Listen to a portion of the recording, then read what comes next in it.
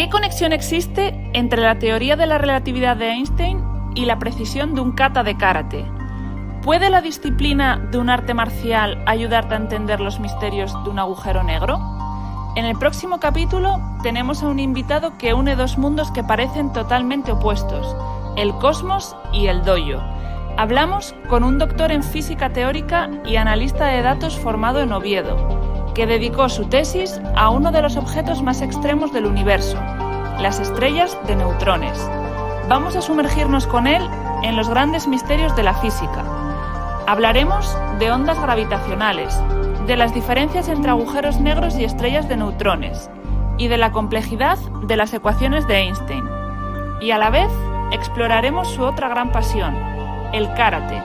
Nos contará cómo este arte marcial ha moldeado su vida, su disciplina y su forma de afrontar los problemas, tanto en la ciencia como fuera de ella. Prepárate para una conversación que va desde los confines del universo hasta el tatami.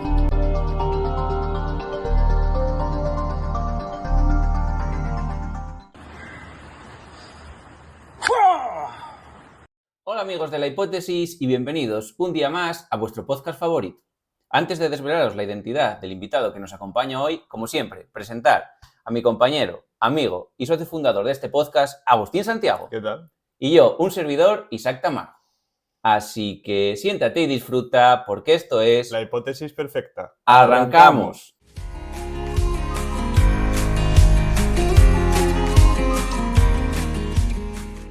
En el episodio de hoy tenemos el placer de contar con Miguel, doctor en física teórica, analista de datos ahora. ¿Qué tal, Miguel? Bienvenido. Pues muchas gracias, hola, encantado de estar aquí, la verdad.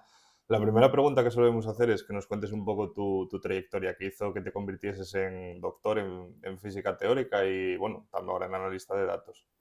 Pues bueno, mi recorrido en física, la verdad, sí que le puede asociar un origen como de ese momento concreto en el que decides que te vas a dedicar a esto, que yo creo que fue un poco en bachiller, donde no tenía muy claro qué iba a estudiar, hasta que tuve un buen profesor de matemáticas, él era físico y la verdad que me impregnó bien del gusto por las matemáticas y luego por la física. Luego en segundo de bachiller me dio física.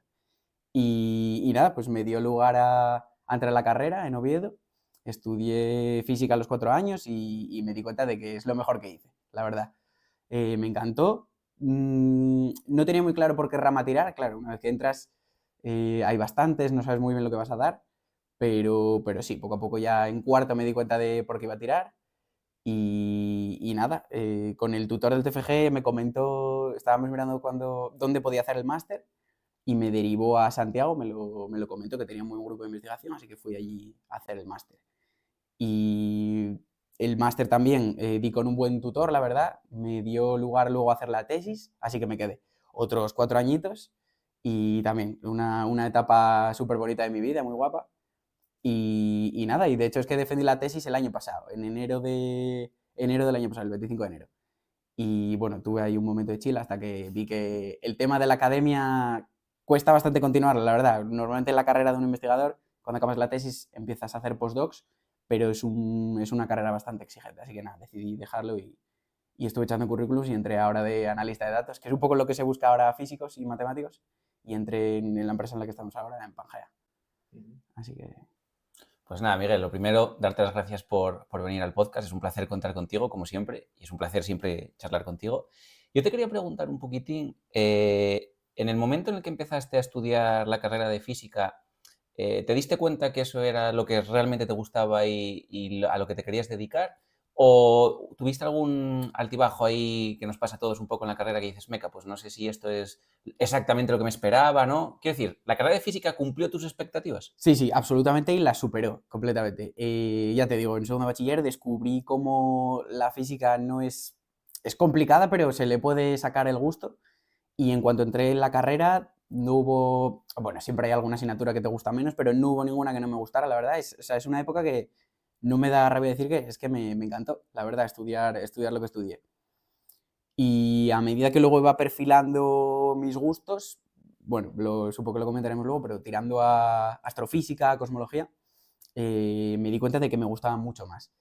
Yo creo que me acompañó también, yo creo que en los de mi generación hubo un boom que nos acompañó mucho a estudiar física, que fue el fenómeno Big Bang Theory. Porque se estrenó, yo creo que se estrenó, yo entré en la carrera en el 2014. Y yo creo que se debió estrenar un año antes, una cosa así. Y yo tenía ya claro que la quería estudiar física, pero yo creo que nos acompañó mucho a ver cómo es la vida de un físico, cómo piensa, a qué se dedican. Luego, bueno, cuando entras a la carrera te das cuenta de que no es exactamente eso, pero sí, acompañó mucho y... Yo te entiendo porque, por ejemplo, en mi año, o sea, yo entré en 2012 y me acuerdo que en segundo de carrera estaba estudiando bioquímica y demás y estaba de moda la serie de Breaking Bad, que por cierto, ya la comentamos aquí en el canal, bueno, es mi serie favorita. En la tertulia que recomendamos verla a todo el mundo. Exactamente, y coincide con la de Kevin también, es nuestra serie favorita. Y es eso que te marca, ¿no? Al final tienes series, películas que te hacen, pues eso, focalizarte mucho en una carrera, ¿no? En una disciplina. Me pasaba también con House, fíjate. Con House me acuerdo que lo veía con mi padre y tal, y esa rama sanitaria como que despierta Es la una vocación, seriaza. ¿no? Yo, de hecho, la empecé a ver ahora en mis ratos libres, la verdad, me ayuda mucho a despejar la cabeza. Es una seriaza, House. Sí, totalmente. En 2007 se estrenó Big Bang Theory. En Estados Unidos, en España no sé dónde se empezó a... Pues ¿Os recordar? Ya, no, entonces igual fue algo antes, pero... Pasa que sí. bueno, esto fue en Estados Unidos, luego... ya, igual, Ya, igual puede llegó ser, más igual tarde. sí. Puede Pero ser. bueno, sí que le asocio el recuerdo, igual fue cuando la empecé a ver yo, porque es que no me acuerdo en qué canal la echaban, en FDF, una cosa así, pero bueno, yo me acuerdo que la empecé a ver cuando, como primero bachiller, segundo, que era cuando le empecé a pillar el gustillo. Y sí, como que lo recuerdo a las personas, además, con mucho cariño. Y sí, me acompañó durante toda la carrera, la verdad. Que tú ves a los de Big Bang y están ahí en una habitación encerrados en una pizarra llena de ecuaciones. ¿Qué hay de Sí. cierto en esto? O sea, ¿cómo es el día a día de un yo creo que- físico teórico? Tan explícito no es pero tiene un poco de verdad, la verdad. Así que cuando... Bueno, básicamente en mi despacho donde hacía la tesis era eso, era un zulo, de hecho. Era como una sala muy grande, separada por biombos y teníamos varias mesas los estudiantes de doctorado. Y en el instituto era el IGFAE, hice la tesis, que es en el Instituto de Física de Altas Energías en Santiago de Compostela. Y había pizarras por todas las paredes. Y en nuestra sala de todos los doctorandos era todo el rato eso, estar en pizarra. Nosotros, además, en teórica con mis compañeros, cada 2 por 3 ibas a la pizarra, que es un poco lo que echo de menos ahora en la empresa. Tener una pizarrita siempre da lugar. Si tengo esa deformación de en cuanto quiero expresar algo, cojo tiza y voy para la pizarra. La verdad, me parece muy cómodo. Y sí, bueno, en ese aspecto es verdad. Y luego, cuando vuelves a casa siempre tienes el run, siempre piensas, porque nos gusta. Al final la gente que se dedica a esto, no solo en física, pero en ciencia, gusta. Normalmente la gente que se dedica a ello y que llega a high level es porque gusta y se lleva el trabajo para casa. Eso sí es verdad. Sí, al final tienes como mono, ¿no? Sí. De seguir. Cuando estás haciendo algo que intelectualmente, por ejemplo, es complicado o que te llena, estás ahí con el run y muchas veces las horas de trabajo presencial no te dan, ¿no? Entonces te vas a casa y sigues pensando, porque al final no somos robots que puedas apagar un interruptor y decir, bueno, ya dejo de pensar. Claro, totalmente. Entonces es como, no te llevas el trabajo, sino que el trabajo como que te sigue, ¿no? Digamos, podríamos decir así, ¿no? Pues, bueno, para todos los oyentes y espectadores que nos estén viendo y escuchando, hoy hablaremos también del efecto Miguel, que hay que desvelar qué es el efecto Miguel, y hablaremos también un poco de karate, que sabemos que lo practicaste y te gusta mucho. Pero siguiendo un poco con el bloque de física, a mí me gustaría saber si nos pudieses resumir o explicar brevemente para todos los públicos en qué consistió tu tesis. Sí. Más que nada porque al final la gente, lo comentábamos el otro día, tuvimos el placer de contar con un físico experimentalista, Xuan, al que mandamos un saludo desde aquí, Saludos, ¿no? y nos contaba que muchos de los experimentos que hacen, ¿no?, dependen de los cálculos que hacéis los físicos teóricos, ¿no? Entonces, si nos puedes contar un poquitín tu tesis y luego cómo hiláis vuestros resultados con los resultados de los físicos experimentalistas. Claro, por suerte, claro, en física teórica hay muchísimos teóricos que se dedican a muchísimas cosas. Y muchas de esas teorías en física teórica cuesta mucho encontrarles la parte experimental. Siempre se le intenta, pero claro, hay algunas que están muy alejadas. Pero por suerte en mi parte sí que me tenía que enfrentar pues prácticamente todos los días a que mis teorías se ajustasen a los experimentos. Y de hecho, bueno, a lo largo de mi tesis sí que pasaron unas cosas experimentales, unos cambios paradigmáticos en los experimentos que ayudaron a avanzar bastante en mi campo. Pues concretamente el origen de mi tesis, claro, yo me especialicé en cuarto con el TFG, me dediqué, bueno, a gravitación, y cuando fui a hacer el máster a Santiago, di con un tutor que estaba trabajando en un modelo de física nuclear, un modelo muy concreto que tiene unas propiedades pues, muy interesantes, que las podemos comentar si queréis.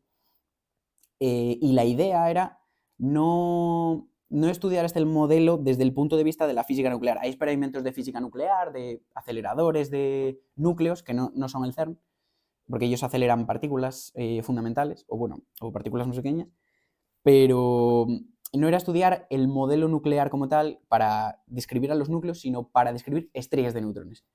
Entonces, ¿Qué es una estrella de neutrones? De neutrones. Pues son uno de los... Porque el nombre mola mucho, ¿eh? Está guapo, está escogido bien. Bueno, como todos los buenos nombres, está escogido a propósito. Así, a grosso modo, las estrellas siguen un proceso de evolución estelar. Nuestro Sol, por ejemplo, se mantiene estable porque, bueno, está fusionando unos núcleos de hidrógeno en su interior, pero cuando se acaba el hidrógeno, pasa a fusionar otros elementos, de manera que va quemando como gasolina, digamos, es un poco el análogo a eso. Y cuando se le queda la gasolina, pues bueno, sufre un proceso de colapso que puede dar lugar a 3 posibles destinos finales, que son una enana blanca, que será lo que pase con nuestro Sol. Si las estrellas tienen una masa no muy grande, como es nuestro Sol, dan lugar a una enana blanca. Si la masa es más grande, el proceso de colapso es más violento y puede dar lugar o a una estrella de neutrones, o si el proceso es tan extremadamente violento que nada lo puede parar, da lugar a un agujero negro. Entonces, es uno de esos 3 finales. Uno es la estrella de neutrones, que se empezó a teorizar sobre ellas en el siglo XX, que fue la época dorada de la física. Fue un siglo apasionante, la verdad, pero en todos los campos de la física. Se empezó a teorizar en los años 40, creo, y se empezó a observar en los 60, en el 60 y pico. Pero se desconoce, por unos ciertos motivos, se desconoce mucho sobre ellas, porque son muy difíciles de detectar. Entonces fue avanzando muy poco a poco, incluso a nivel teórico.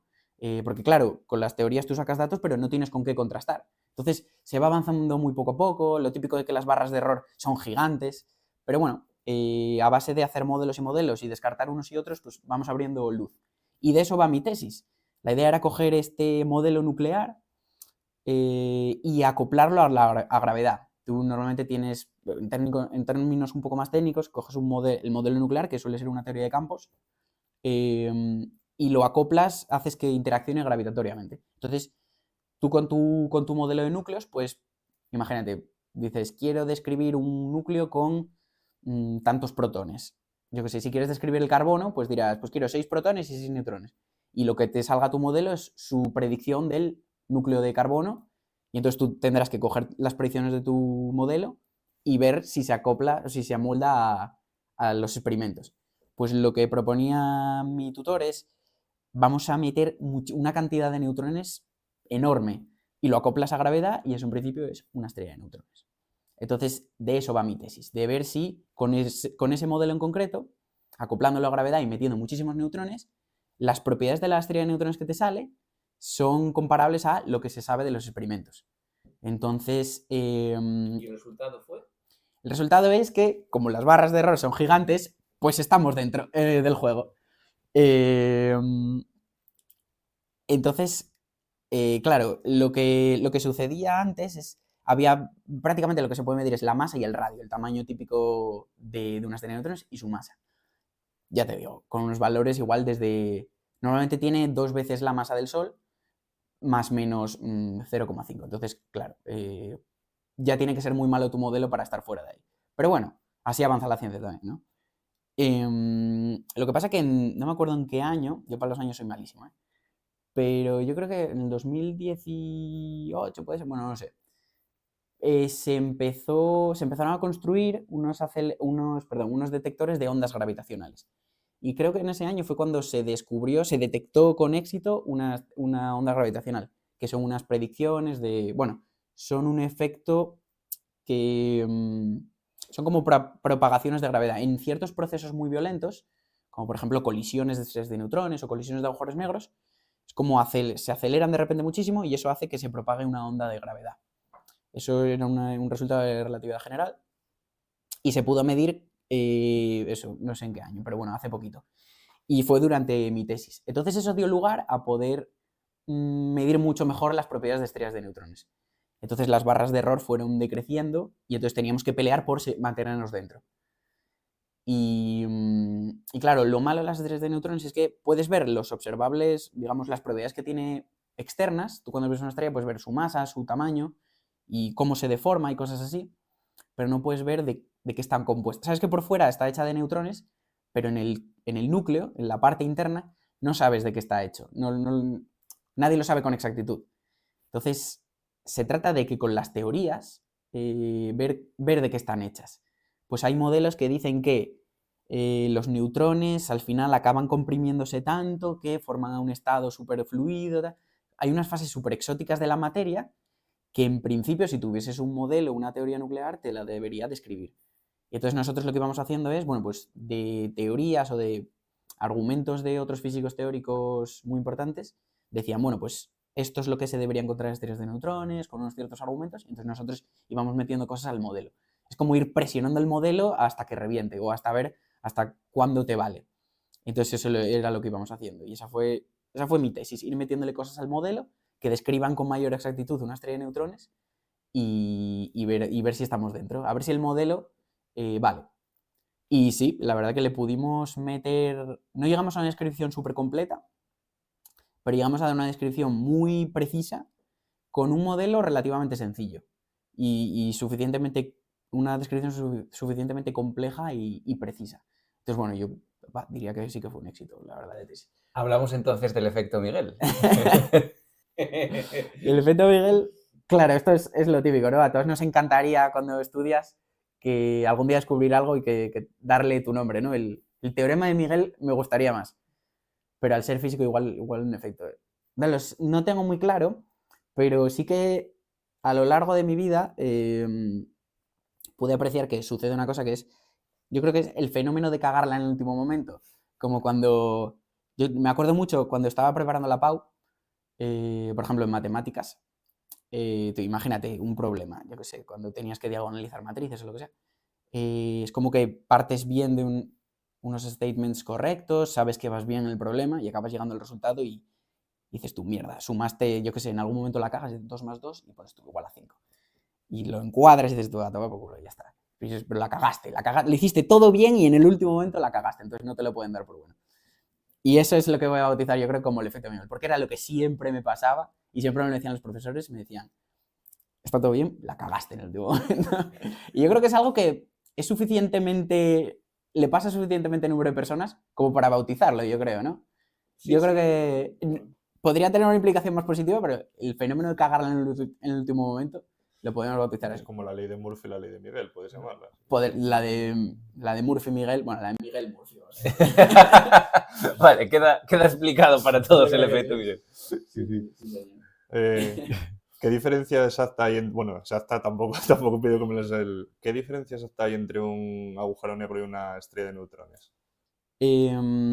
A nivel físico, digamos que, mira, si pasamos un poco a ver cómo se forma, ya te digo, claro, una estrella como el Sol tiene gravedad. Y lo que pasa es que el Sol está formada, o sea, ¿cómo se forma una estrella? De repente en el universo se empieza a acumular una nube de gas, normalmente de núcleos de hidrógeno. Cuando se empieza a acumular lo suficiente, por gravedad empieza a comprimirse, se atraen los núcleos y empiezan a comprimirse. Entonces nada, se van comprimiendo hasta que llega un momento que se comprimen tantísimo, que los núcleos de hidrógeno fusionan. Entonces se emite energía y cuando empiezan a fusionar el suficiente número de núcleos, emite luz. Y ahí es cuando oficialmente nace una estrella. Y eso es lo que sucede y es en la fase en la que está nuestro Sol, quemando hidrógeno. Entonces, en esa liberación de energía que emite luz y que nos permite vivir en el planeta y tal, es lo que permite contrarrestar el colapso gravitatorio. Porque la gravedad sigue actuando, actúa siempre. La masa que tiene sigue siendo la misma y la gravedad está todo el rato comprimiendo. Son como unas manos que comprimen todo el rato la estrella. Pero como está fusionando y emite energía, pues bueno, es como pone unas paredes la estrella y así se mantiene. Entonces va quemando esa gasolina y cuando se termina, la gravedad sigue actuando y empieza a comprimir más todavía. Claro, donde antes tenías hidrógeno, ahora tienes helio. y entonces se empieza a comprimir hasta que el helio pasa a fusionar. Eso va dando lugar a una serie de reacciones durante miles de millones de años hasta que llegas a un cierto núcleo que ya no fusiona, ya deja de fusionar, ya dice, no puedo más, no tal. Y entonces la gravedad empieza a colapsar. Y lo que sucede es que a medida que colapsa más, el colapso va más rápido todavía, es como un proceso acelerado. Y lo que sucede es, tú tienes átomos de hierro concretamente, hierro 56, ese ya no fusiona más. Y lo que sucede durante el colapso es que se comprime tanto, que la estructura atómica, que es un núcleo de protones y neutrones, y alrededor orbitan unos electrones. Y eso empieza a comprimirlo tantísimo, que los electrones son absorbidos por los protones. Y eso es un proceso nuclear. Entonces, un protón y un electrón, si se unen, dan lugar a un neutrón. Entonces, en ese proceso de colapso acabas teniendo lo que tenías antes, que era una estrella súper compactada, ahora es como una esfera de neutrones solo. Entonces, ahí pueden pasar dos cosas. Los neutrones llega un momento que cuando los comprimes tanto, son capaces de frenar el colapso. Si son capaces de frenar, pues entonces acabas teniendo algo estable, algo que... Bueno, de hecho lo que sucede es que el colapso se va haciendo cada vez más rápido y cuando se forman suficientes neutrones que paran el colapso, lo que hace es un efecto rebote. Como que de repente empieza a colapsar, los neutrones paran y hace un efecto rebote. Y eso libera una cantidad de energía brutal, una cantidad de luz brutal, y eso probablemente lo conozcáis, se llama una supernova. Ese es el proceso de una supernova.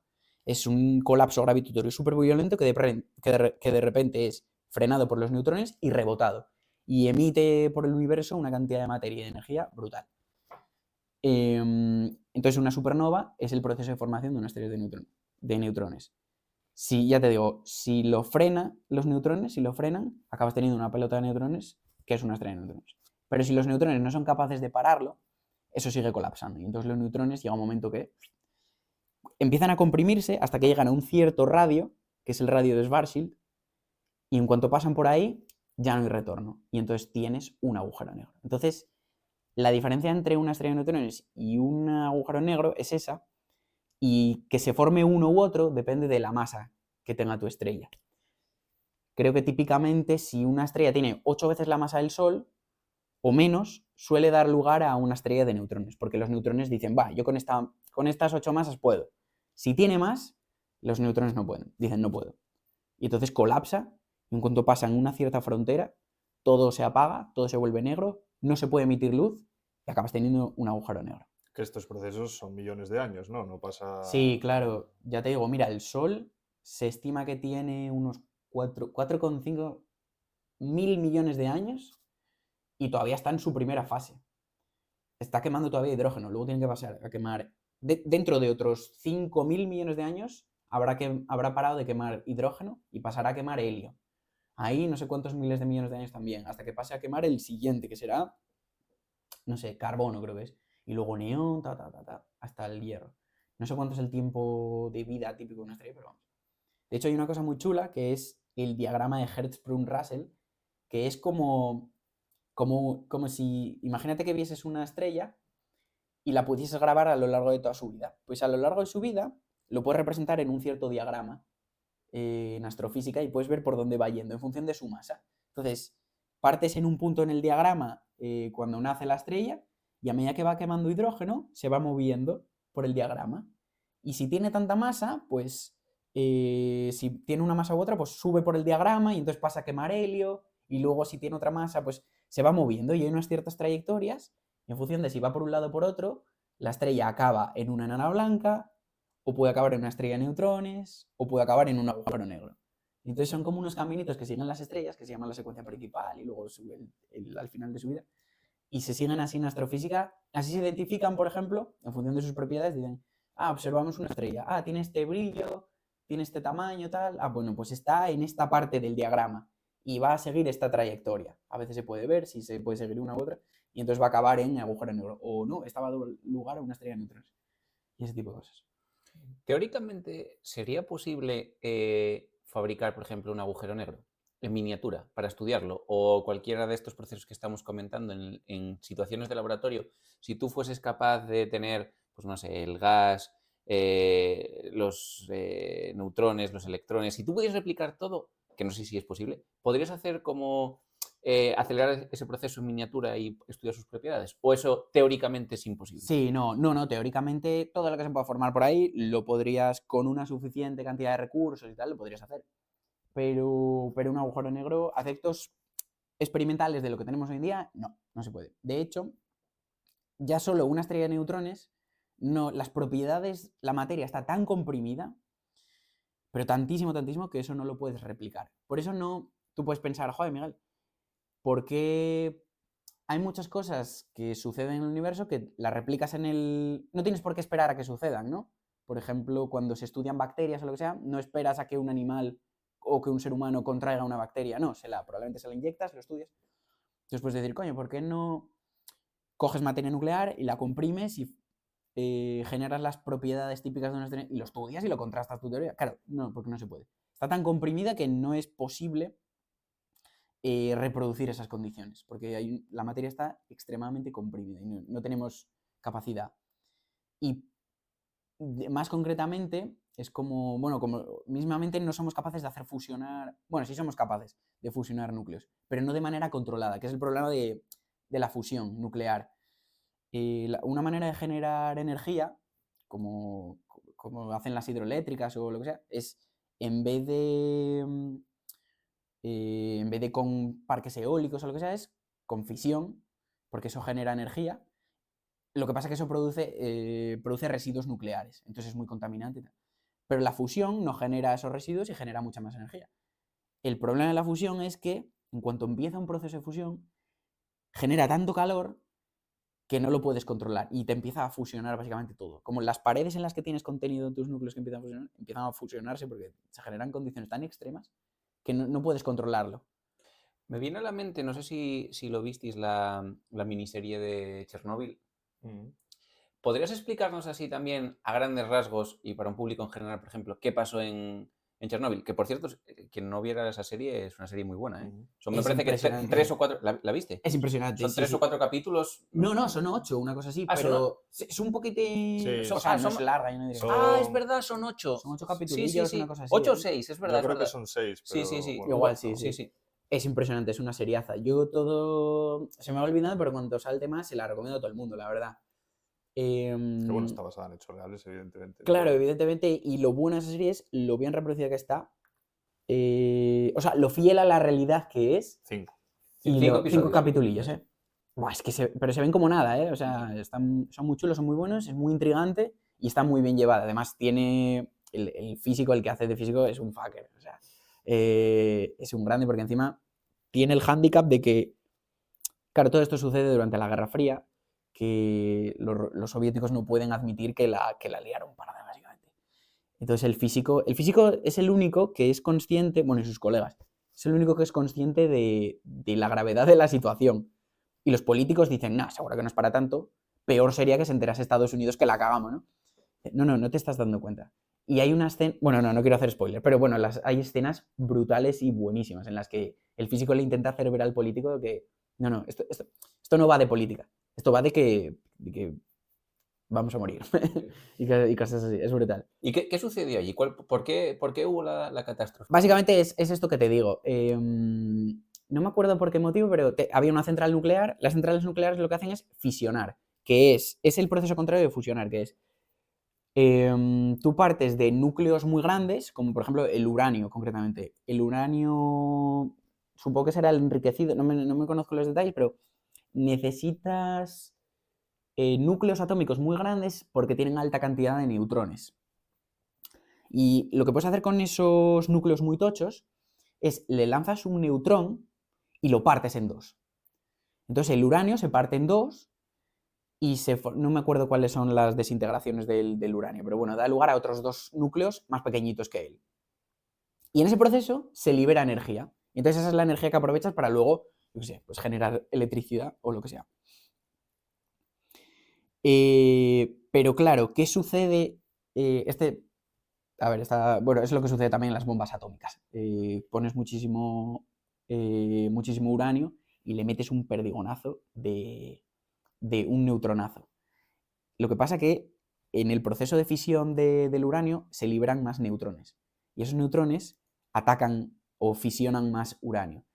Y entonces se forma un proceso en cadena extremadamente violento que libera tantísima energía, porque claro, cuantos más rompas de uranio, más neutrones se forman y más de uranio se rompen. Y eso libera una cantidad de energía que, si no está controlado, pues bueno, puede ser utilizada como un arma masiva. Y eso es básicamente lo que sucede en una central nuclear. Se genera energía. Sí, se genera energía, pero de manera controlada. Lo que se hacen es, se bajan unas barras de boro o de grafito, no me acuerdo muy bien, creo que decían de grafito. Para que esos neutrones que se forman, al separar los núcleos de uranio, se absorban. Entonces siempre tengas una cantidad de neutrones fisionantes controlada y generes una cantidad, porque si no eso se te va de las manos. Y lo que creo que sucedió, si no recuerdo mal, no sé si es que le habían metido más caña de la habitual a la... Creo que estaban haciendo un experimento de sobreesfuerzo o Sí, algo así. algo pasaba. Y para más INRI, las barras de grafito que te saltan automáticamente cuando ven que tienes demasiados neutrones libres, se les quedaron enganchadas. Algo sucedió así. Y eso dio lugar a una cantidad descontrolada de energía, y lo que hizo fue explotar. Y bueno, por eso se ve luego en la serie como... bueno, a ver, esto se sabe, claro, al final no es spoiler porque claro, está mal, claro, decir... bueno... El que quiera ver la serie, que pase 3 minutos. Es como contar una película de Kennedy y no puedo decir que murió porque no quiero hacer spoiler, ¿no? Pero se ve como en la serie los bomberos que van a socorrer piensan, nada, es un fuego, pues está ardiendo el núcleo y tal. Y entonces cogen cachos de grafito que había por ahí, lo cogen y le empieza a quemar la mano. Claro, es que esto no es un fuego. O sea, es un fuego, pero eso es lo de menos. Es material radiactivo totalmente... Porque encima, cuando esos neutrones van libres, empiezan a interactuar con todo lo que te rodea y lo convierten en radiactivo todo. O sea, las paredes acaban siendo radiactivas, entonces es totalmente... Y eso es lo que pasó en Chernóbil. Que bueno, Pripyat, la ciudad de al lado, es una ciudad fantasma. Bueno, sé que hay gente que organiza excursiones para ir con trajes y tal, pero bueno. Sí, lo que hicieron fue, creo que lo guardan en un sarcófago, o sea, lo cubren con un sarcófago Sí, para intentar contener. El resto, claro, bueno, está deshabitado, los animales que había por ahí murieron casi instantáneamente, bueno, no instantáneamente, pero bueno. Leí un artículo que había lobos y tal, pero que tenían signos de radiación. De malformaciones y cosas así. Sí. Claro, sí. Y el sarcófago ese creo que lo tienen que ir renovando cada X años, porque claro, eso, sigue habiendo radiación ahí dentro que sigue estando activa y decae, hace que se desintegre el hormigón y claro, hay que protegerlo más todavía, porque esos tiempos de desintegración son de millones de años y cosas así. Entonces, sí, eso va para largo y bueno. Antes hablabas de que podía pasar que 2 estrellas de neutrones colisionasen. ¿Qué pasa si colisionan? Eso fue un hito también es que no me acuerdo el año, 2019 creo que fue este. A raíz de esto de las ondas gravitacionales que se descubrió, y es que creo que fue en el 17 o el 18, es como que se abre un nuevo canal de observar cosas, ¿no? Antes solo se podía hacer con telescopios.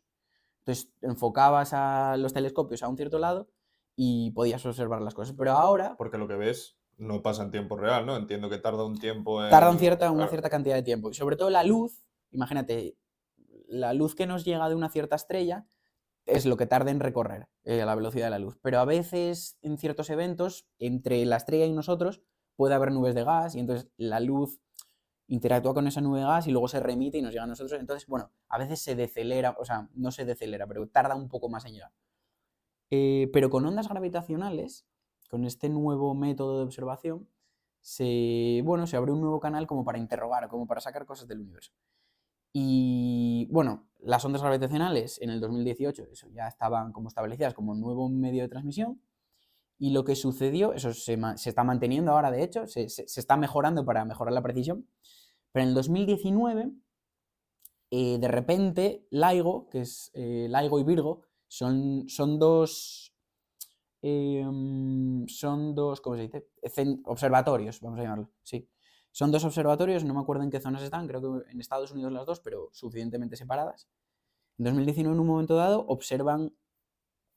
detectan un evento, un cierto evento. Entonces lo que hacen es, saben que las ondas gravitacionales y la luz se propagan a la misma velocidad, a la velocidad de la luz, ambas. pero las ondas gravitacionales llegan un poco antes porque no interactúan con nada del medio. Entonces se detectó algo y lo que hicieron fue llamar a todos los observatorios de luz, todos los telescopios, y dijeron, apuntad en esa dirección. Y apuntaron todos para allá y vieron, pues nada, como creo que minutos más tarde, una cosa así, o días, vieron un destello brutal. Y gracias a las ondas gravitacionales y a esos telescopios, se determinó que era una colisión de dos estrellas de neutrones. Es un evento tan violento, el de dos estrellas de neutrones colisionando, que se llamó kilonova. Y fue muy interesante no por el hecho de dos cosas colisionando, que está chulo, sino porque dio lugar a explicar de dónde vienen elementos más pesados que el hierro. Claro, yo, como os dije, en el proceso de formación de una estrella, en cuanto llegas al hierro, ya no puedes formar más. Pero claro, se sabe que hay elementos más pesados que el hierro, con más masa. Entonces tú te puedes preguntar, coño, ¿y cómo se forman esos? Si no hay otro mecanismo de formación de elementos. Pues se sabe que es por ese tipo de procesos. Cuando, imagínate, estrellas de neutrones ya no tienen ni núcleos, o sea, son como masas de neutrones de materia súper exótica que no tienes nada conocido ahí, nada que puedas replicar en la Tierra. Pero cuando colisionan, se proyecta una gran cantidad de materia, y lo que hace esa materia que se proyecta, claro, lo que pasó es que como que se fusionaron las dos estrellas de neutrones, salen despedida una gran cantidad de materia, y luego ya esos cachos de materia se estabilizan. Y se sabe que esos trozos de materia estabilizados son, en concreto, el oro, el platino y ese tipo de cosas, que son elementos más pesados que el hierro. Y esos, bueno, pues van vagando por ahí por el universo y acaban llegando pues a planetas, a otras estrellas y tal. Y esa es una de las causas, creo que es una de ellas al menos, que da lugar a esos elementos más pesados que el hierro. Entonces fue como una confirmación. Y gracias a las observaciones de los telescopios, por las líneas de emisión se pudo ver, pues mira, aquí se formó oro y platino y esos elementos más pesados que el hierro. Así que fue una confirmación de que sí, en esos eventos, en las kilonovas, se forman elementos más pesados que el hierro. Entonces puede ser que ese anillo que llevas de oro se De haya hecho, formado de una colisión de una estrella de dos estrellas de neutrones, ¿no? claro, de hecho, bueno, el joyero le dio forma y escribió el nombre de mi mujer, pero lo que es el oro, los núcleos sí, se formaron. Pero bueno, es como todo, los átomos, los núcleos de carbono de esta mesa y de nuestros cuerpos son de procesos de formación de otras estrellas que explotaron o lo que sea y llegaron hasta nosotros. Era como, no sé si fue Feynman o Carl Sagan, no me acuerdo, el que dijo la frase de somos polvo de estrellas. Carl Sagan era, ¿no? Un gran Sí, donde los haya. Y es que es eso, todos los núcleos que tenemos hoy en día son porque estuvieron algún día, fueron hidrógeno algún día, una estrella los fue quemando y fue dando lugar a carbono, a hierro y cosas así. Y sí. Interesante. Yo, llegados a este momento, tenemos que hacerte una pregunta casi obligada. Queremos o nos gustaría que hicieses una tier list de los 3 físicos, bajo tu criterio, más importantes de toda la historia. Y que expliques un poco por qué los pones en la posición que los pongas. Mira, el primero es Schwann. El segundo soy yo. Que cabrón, esta sé que es un recadito. Es que si tuvimos el placer de contar con Joan y... Sí, me imagino. Le hicimos alguna pregunta, de hecho, que dijo, bueno, esas que os las conteste... Que Sí, conteste Miguel. Bueno, dijo exactamente un físico teórico, pongamos de nombre... Primero, Miguel. Pues que primero dijo Miguel y luego dijimos que claro, que cuando, que cuando viesen la gente el programa que aún no ibas a emitir el tuyo, entonces ya dijo un físico... Ya. Sí. A ver, es que esto, yo qué sé, hay debate. En los 2 primeros puestos no hay debate, eso os lo garantizo, porque es que todo esto surge de la típica pregunta de Einstein o Newton o Hawking o Stephen Hawking. A ver, o sea, los 2 primeros puestos yo creo que son incomparables, que son Einstein y Hawking. Y Newton, perdón, Isaac Newton. ¿Quién está en el primer puesto? Va por gustos, yo pongo a don Alberto Einstein, porque, no sé, pues porque tuve, por mi carrera investigadora, tuve que tratar más con temas que abarcó él, bueno, que de hecho inició él y que fundó él.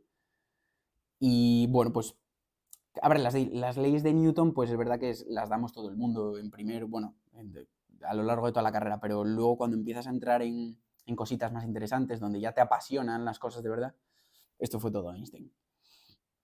Ese es el primer motivo, entonces, bueno, claro, pues por eso pongo Einstein y porque, en mi opinión, bueno, y en la de muchos, el siglo pasado, el siglo XX, en la física fue brutal. O sea, empezó impresionantemente bien con el desarrollo de la cuántica y de la relatividad especial y luego de la relatividad general y luego pilló una inercia brutal. O sea, yo creo que no hubo siglo más prolífico que ese. O sea, fue la clara prueba de cómo avances hacen que avance más rápido los nuevos avances.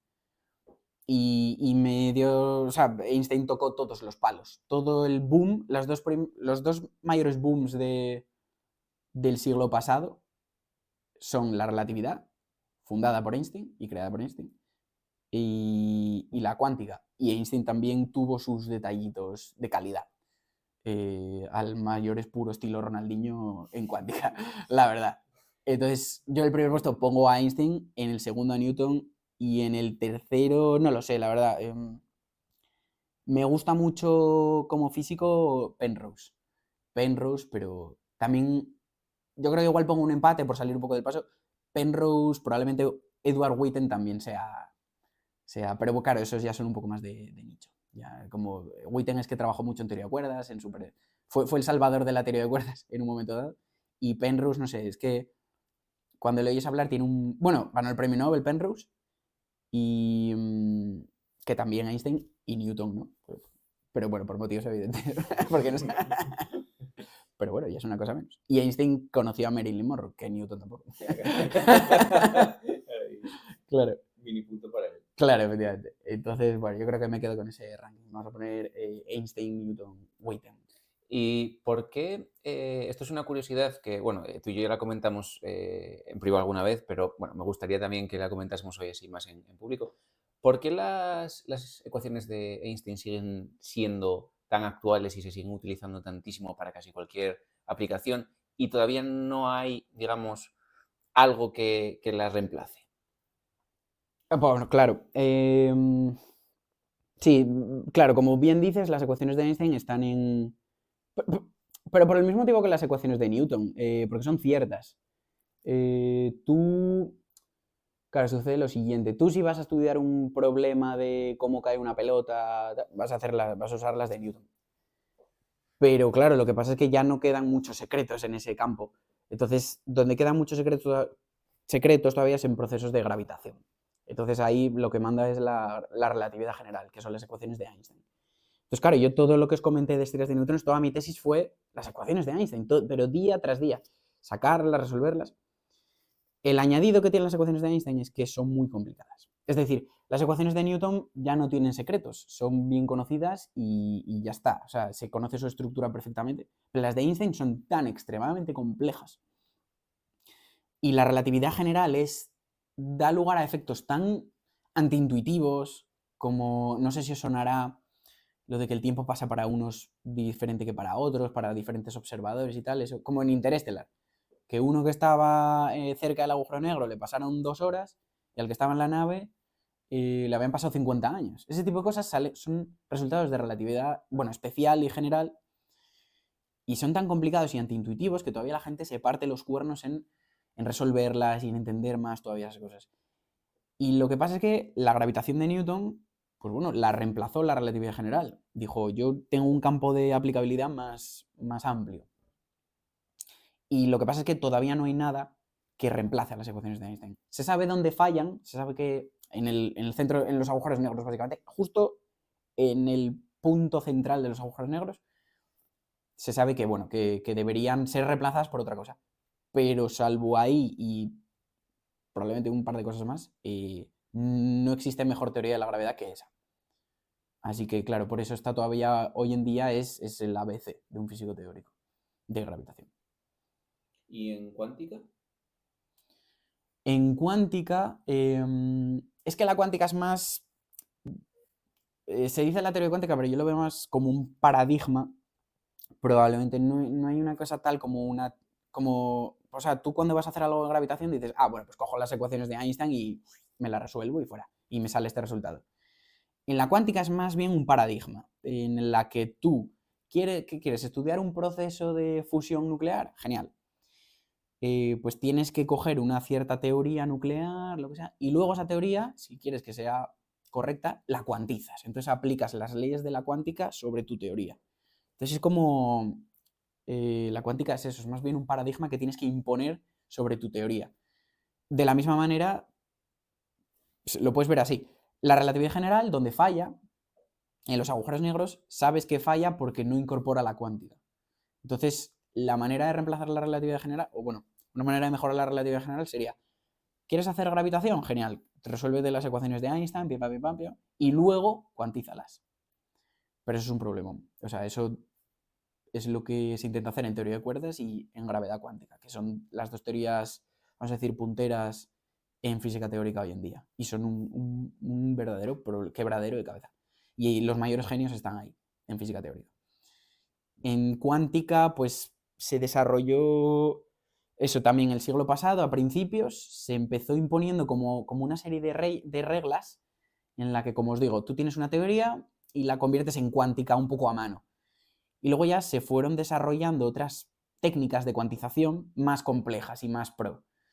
Ahí trabajó mucho Feynman en ese proceso y dio lugar a las teorías cuánticas de campos. Hoy en día, en física teórica, se entiende todo por campos, con el concepto de campo. Entonces, ¿tú quieres describir un electrón? Bueno, pues te coges un campo, que si lo quieres visualizar es como que en tu espacio tienes una sábana. Que ese es tu campo y está quieto. Una teoría clásica de campos es una sábana que está quieta y entonces si quieres crear un electrón, pones a oscilar en una cierta región, pones a oscilar tu campo, entonces tienes como pequeñas vibraciones, como si fuese una ola en el mar y dices tú, mira, ahí tengo un electrón. Y cuando tienes esa teoría ya dices tú, ahora le voy a aplicar la teoría cuántica, voy a meterle reglas de cuántica de una manera como que se propuso Feynman y los grandes genios del siglo pasado y acabas teniendo una teoría cuántica de campos. Y luego ya ahí ya haces tus cálculos, tus resultados de desintegraciones y todo, y luego esos resultados los contrastas con el LHC, por ejemplo, y ves si se corresponde lo de tu teoría con los resultados de aceleradores de partículas. Que en cuántica entonces tendrías tú que preparar una especie de algoritmos, ¿no? Para hacer los cálculos, ¿o no? O sea, más que algoritmos, lo llamaría... Porque algoritmo yo lo llamaría algo como que... ¿Cómo resuelvo estas ecuaciones? O ¿cómo tengo números de aquí? Yo lo llamaría más bien como unas técnicas. Porque encima no es una sola. No. Hay un ABC, sí que hay un ABC que es la teoría cuántica de campos. Para cuantizar una teoría de campos hay un ABC, hay como unas reglas preestablecidas, pero a veces no funciona. Que es uno de los problemas del modelo estándar. En ciertos regímenes no funciona, entonces tienes que inventarte otras maneras de cuantizar. Sabes que tienes que cuantizarlo, pero no sabes cómo. Entonces esos son unos ciertos problemas. Y en ese campo pues sí que hay gente que está trabajando en ello hoy en día. ¿Y dónde entra la inteligencia artificial y las nuevas tecnologías en el campo de la física teórica? ¿Crees que en los próximos años vamos a poder, por ejemplo, no sé, pensando en grande, reemplazar o mejorar las ecuaciones del amigo Alberto utilizando inteligencia artificial, por ejemplo, para explicar mejor el centro de los agujeros negros? ¿O crees que la inteligencia artificial tiene limitaciones y nunca va a poder llegar a crear o a mejorar unas ecuaciones tan buenas y tan refinadas como esas? ¿Qué opinas? Esto es opinión, es un triple, ¿eh? Sí. O sea... No, sí, claro. Yo es que no... Bueno, al final tampoco tengo tanta idea del potencial... Creo que nadie lo tiene, del potencial de las inteligencias artificiales. Si me llegas a preguntar hace un año, probablemente te hubiera dicho, ni de coña. Vamos, una máquina no va a contradecir a don Alberto. Pero yo qué sé, vete tú a saber. Y sobre todo si me dices en un rango de aquí a años, es que no lo sé. Y nadie lo sabe. Que pueda... Sí, es que al final el proceso de modificar una ecuación no es como que de repente tú estás en casa y dices tú, coño, voy a hacer esto con las ecuaciones de Einstein y ya está, ya lo tengo hecho. No. Eso es un proceso de cojo las ecuaciones de Einstein. ¿Cuáles son todas las posibles modificaciones que puedo hacer? Pues va a haber un físico teórico dedicado a probar cada una de ellas y dar su resultado y ya está. Entonces es algo como muy mecánico y eso sí que lo podría hacer una máquina, diría, coño. Y encima nosotros lo hacemos en base a otras teorías. Como las modifica otra gente las teorías, pues coño, pues lo intento aplicar a relatividad general y cosas así. Entonces Es posible que sí que lo pueda llegar a hacer una máquina y dar resultados, pero claro, no lo sé. Pero en principio sí. No es que... Es algo bastante mecánico. Yo, de hecho, mi TFM fue de eso, fue de modificar las ecuaciones de Einstein. Tú partes de las ecuaciones de Einstein, las modificas de una manera simple y resuelves las ecuaciones. Y lo hice con estrellas de neutrones para ver cómo las propiedades de una estrella de neutrones se modifican. Es decir, con las ecuaciones de Einstein, una estrella de neutrones me daba esto, una masa solar, unas 2 masas solares. Pues con esta nueva gravedad modificada, ¿qué me sale ahora? Y eso fue mi TFM. Y entonces, luego con los experimentales, deberías decir, el experimental debería decir, este está bien, pero es más fino este. Y entonces es cuando vas echando luz y vas diciendo, pues una teoría más general de la relatividad va por este camino y cosas así. Entonces es una máquina, pues sí, probablemente lo podría hacer, porque es como, además es como súper fácil. El término más rápido que se te ocurre es el que sea, pum. Y una cosa que me llama mucho la atención, y esto ya es una cosa, yo creo que basada en mi experiencia en investigación, a mí me llama mucho la atención, por ejemplo, muchos de los problemas que resolvéis o las ecuaciones que planteáis, que estáis hablando a veces de supuestos que es muy difícil demostrar, o en algunos casos, a lo mejor, pues como comentamos antes, ¿no? Imposibles de demostrar o muy, muy extremadamente complicados de demostrar. Nosotros, por ejemplo, cuando hacíamos experimentos era, es decir, tenías un resultado basado en tus evidencias, bueno, no siempre eran visuales, ¿no? Pero yo qué sé, hacías un experimento, por ejemplo, y querías saber si un gen estaba sobreexpresado en un tejido. Pues cogías el tejido del animal, o sea, el ratón y demás, y hacías el análisis químico, molecular, bioquímico, el que fuese, y lo podías tener. Y tenías un resultado y decías, pues mira, mi hipótesis es correcta porque en base a hacer este experimento me sale este resultado. Pero, ¿qué siente, por ejemplo, un físico teórico cuando da un resultado, una aproximación, y a lo mejor eso ahora mismo, ese experimento ahora mismo no se puede hacer? Y a lo mejor, quizás no se puede hacer nunca, ¿eh? Pero, ¿cómo sentís, o sea, cómo lidiáis con esa, no sé si frustración, pero con esa incertidumbre de decir, no sé si lo que yo estoy viendo ni siquiera alguien lo podrá contrastar en algún momento de su vida, ¿no? No sé si me entiendes. Sí, la respuesta es fácil. No te rayes ni un pelo. Dices tú, o sea, siempre puedes saber, siempre tienes que partir de unos argumentos. Sabes si lo que vas a proponer tiene sentido, que no sea, o sea, de hecho, no todo vale. O sea, en las modificaciones de la ecuación de Einstein dije que de todas las posibles, con mucha razón, porque no todo vale. O sea, yo puedo proponer una modificación de gravedad y va a llegar un físico mañana y va a decir, no, Miguel, eso no es cierto porque esta modificación que haces tú da lugar a unas ciertas partículas que tienen una masa negativa, bla, bla, bla, bla, bla, me da unos argumentos y te destruye sin necesidad de experimentos. Que luego puedes decir, bueno, ¿tú qué sabes si esa partícula existe o no? Sí, ya, pero no, vamos a partir de lo que sabemos, no de... Claro. Entonces, partes de unos argumentos ya que sabes si va bien si lo que propones es plausible, si tiene sentido y tal. Y luego, salvo, ya te digo, campos muy locos, tipo teorías de cuerdas, siempre tienes unos pocos datos. Por ejemplo, en estrellas de neutrones, aunque tengas barras de error gigantes, tienes observaciones. Y tu nueva teoría se tiene que ajustar a ellas seguro. Entonces, claro, la cosa es, si caes dentro de esas observaciones, pues ya está. Pues en algún momento, probablemente dentro de 10 años, yo, por ejemplo, en mis observaciones, en las predicciones que di yo en mi tesis, dije, pues dentro de unos años, probablemente el punto que yo puse se irá afinando tanto la barra de error que yo me quedaré fuera, o bueno, o no, igual se va afinando en torno a mí, y entonces yo tendré razón. Pero bueno, no pasa nada. Si quedo fuera en algún momento, revisaré mi modelo, lo ajustaré en base a otras hipótesis, intentaré quedar dentro otra vez. Pero no te rayes. Básicamente, en el momento en el que quedas dentro, dices tú, estamos dentro, a otra cosa mariposa. Y ya está. Es que es interesante porque, ya te digo, desde el punto de vista, por ejemplo, de un investigador molecular, suena eso como raro, ¿no? De decir, meca, pues no sé si hasta dentro de unos años alguien vendrá y invalidará lo que yo estoy describiendo ahora y demás, pero bueno, al final si puedes hacerle una actualización, digamos, sí, pues estás constantemente también avanzando en el conocimiento científico. Dices, bueno, pues con los medios que teníamos hoy y lo que conocíamos hoy, estoy dentro. A lo mejor en 20 años se descubre, no sé, una partícula nueva que cambia las reglas del juego y estamos todos equivocados y hay que volver a ajustar todo. O mañana, pero realmente no lo sabes, ¿no? Claro, efectivamente. Sí que es verdad, aunque no tengas datos experimentales, la comunidad científica, hay tanta gente trabajando hoy en día en todo, que al final, como lo que te decía, ¿no? Los modelos, por ejemplo, yo propongo un modelo y mi compañero de otro grupo de investigación propone otro. Las hipótesis de las que partimos parten de unos argumentos que, por muy diferentes que sean nuestros modelos, la idea es la misma. Lo que pasa es que él hace el approach de una manera y yo de otra. Y él saca su curva de datos y yo saco la mía. Y no son la misma, pero estoy seguro de que caen en la misma región. Si son válidos los dos, caen en una región muy parecida.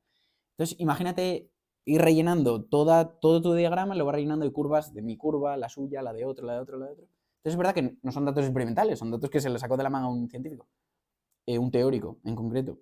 Pero van llenando una región y vas viendo cómo, hostia, igual hay una curva que cae muy lejos, pero va viendo una región bien determinada que dices tú, tiene pinta de que todos estos modelos que parten de unas hipótesis similares y plausibles y tal, están rellenando una región. Y tiene pinta de que es esa. Entonces, al final, cuando no tienes datos, lo que sueles hacer es mirar en la literatura. Dices, tú puedes ver a toda la gente que trabajó en esto y a ver dónde van cayendo sus curvas. Y te ajustas a los experimentos, pero te intentas ajustar, si caes muy lejos de sus curvas, mala pinta. Entonces vas generando como un set de datos por donde es muy probable que caiga el experimento también por ahí. Así funciona también la física teórica. Y en estrellas de neutrones funciona así mucho. Nos contabas que hay muchas incógnitas todavía sobre las estrellas de neutrones y los agujeros negros. Si pudieses tener respuesta a una de esas incógnitas, ¿cuál sería? Cuidadín Pues con la pregunta, ¿eh? en estrellas de O neutrones... sea, si te dieran a elegir, Sí. quiero resolver una de las incógnitas de las estrellas de neutrones, por ejemplo. ¿Qué querrías saber?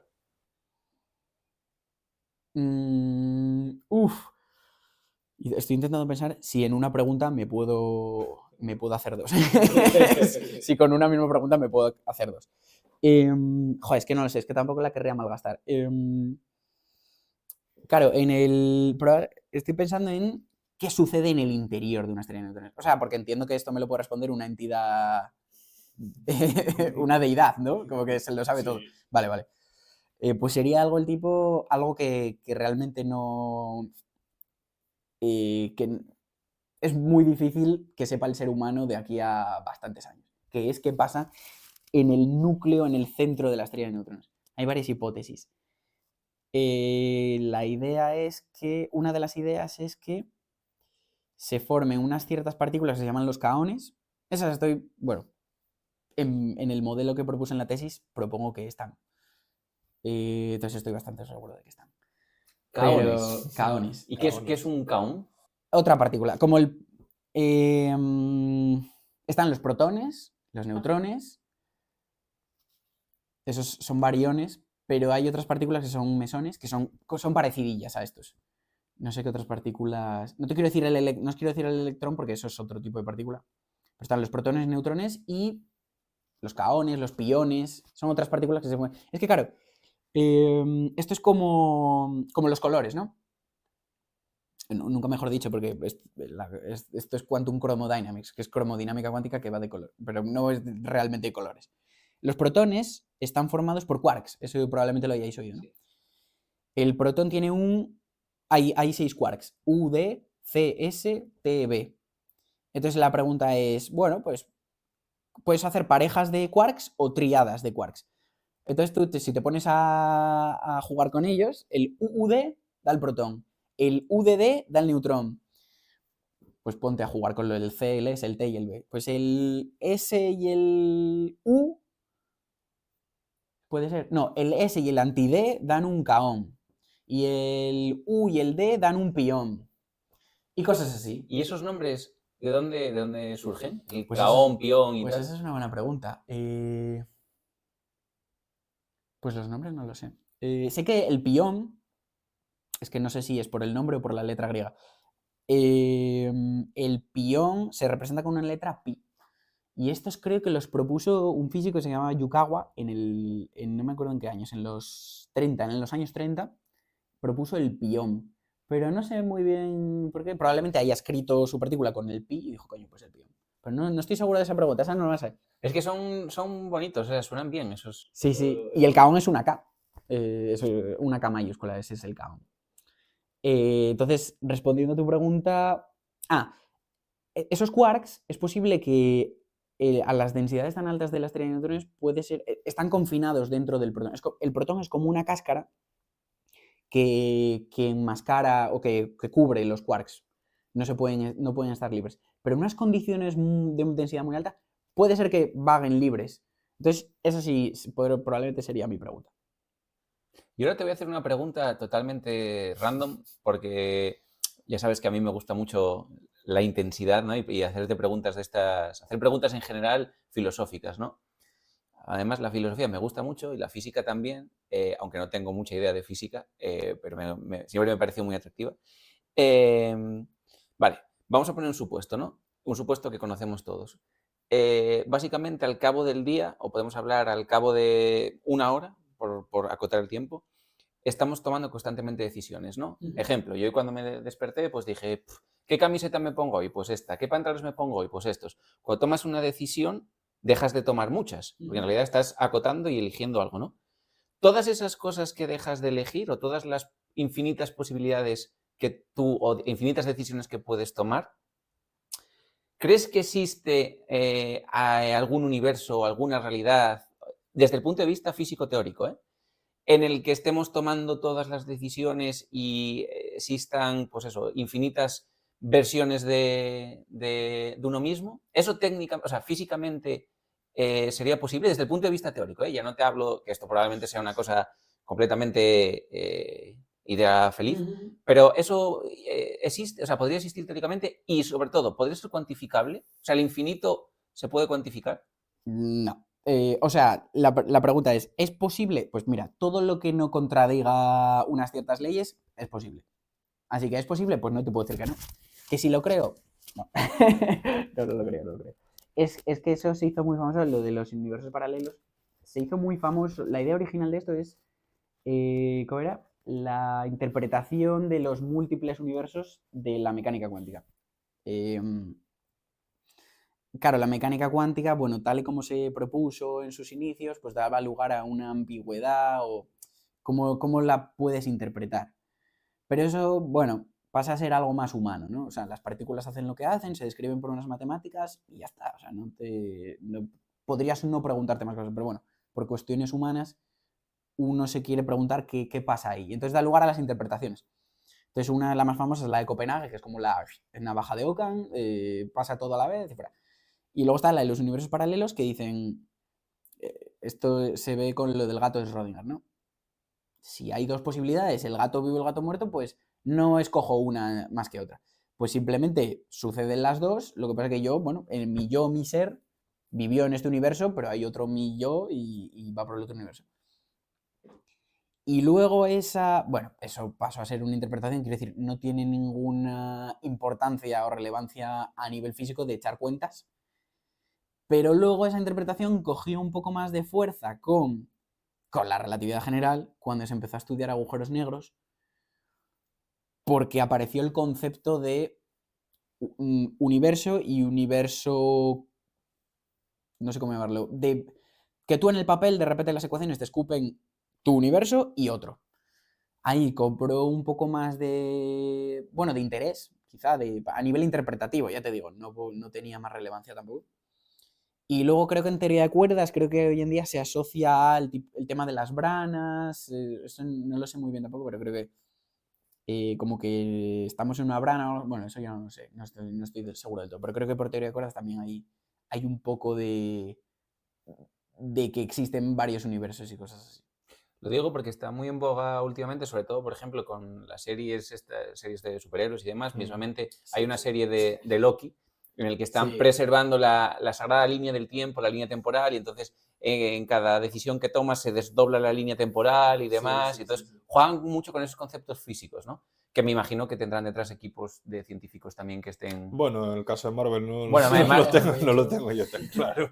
Bueno, no, en Marvel no. Pero en Interstellar, por ejemplo, sí que tenía... De hecho, el caso de Interstellar es muy interesante y lo comentamos un día comiendo, que a raíz de la película sacaron, de hecho, un artículo científico, ¿verdad? Sí. Esto era, claro, o sea, Interstellar es que es una maravilla de película. Y lo que sucedió es, claro, la estructura de un agujero negro, a grosso modo, se conocía, se había resuelto y tal. O sea, Interestelar, voy a lanzarme otro año. ¿Cuánto se estrenó? 14. Creo que 14 14. puede ser. Lo hablamos el No otro estaba día, nominado. sí. Va. Yo Es que creo esto lo comentamos también con Xuan. Sí, ¿no? Sí. 14, sí. En el 14. Claro, pues era esa la que me pilló empezando la carrera, ¿vale? Claro, el agujero negro, lo que se ve en Interestelar, antes de que entre dentro del agujero negro, todo lo que se ve es cierto. O sea, no da lugar a ningún tipo de. No, esto no se ve. No, se sabe. Una vez ya que entra en el agujero negro, bueno, eso ya es divagaciones del director, que están muy bien también, o sea, son totalmente válidas. Pasa que tenía apoyo físico detrás, ¿eh? Sí. No, concretamente de Kip Thorne, que es premio Nobel. Creo que fue por las ondas gravitacionales, además. Pues Kip Thorne, claro, las ecuaciones de Einstein, si las quieres resolver un poco, en plan, a ver, para ver un poco a grosso modo cómo es un agujero negro, eso no cuesta mucho, eso lo puedes hacer, se hace en cuarto de carrera y no tal, no tiene mucha más complicación.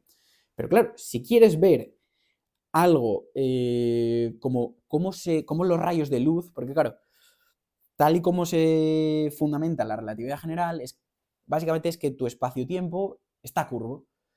Si pones una cantidad de energía o de masa, se curva y entonces, por eso los objetos, pues en vez de seguir una línea recta, pues de repente se curvan y por eso empiezan a orbitar. Pues lo mismo le pasa a la luz. Pues en un agujero negro la curvatura es tan intensa que los rayos de luz se curvan y dan lugar a cosas súper chulas. Esto en estrellas de neutrones también pasa. De hecho, esto lo necesito soltar porque es un dato que dejé en la tesis, que pasa un poco desaparecido, pero me pareció un dato súper chulo, que es una estrella de neutrones es, igual os la imaginéis como una bola, probablemente de color amarillo, yo me la imagino amarilla, y ya está, tú la ves, emite luz y tal, pero realmente, tú imagínate, el Sol, ¿no? Emite luz por todas direcciones.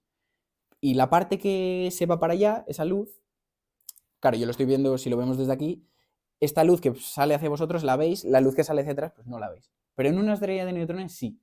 Los rayos de luz que salen en esa dirección, por efectos de curvatura, hacen así y llegan hasta vuestros ojos. Eso, entonces, una estrella de neutrones no la verías como una esfera, la verías como si cogieses la estrella, la rompieses y la abrieses un poco así. Sería como una cosa, como una cáscara rara, así como abierta. Y es por ese efecto de curvatura de la luz. Y eso pasa un poco, es lo que se ve en el agujero negro interestelar. Que tiene una forma rara, no es una esfera negra.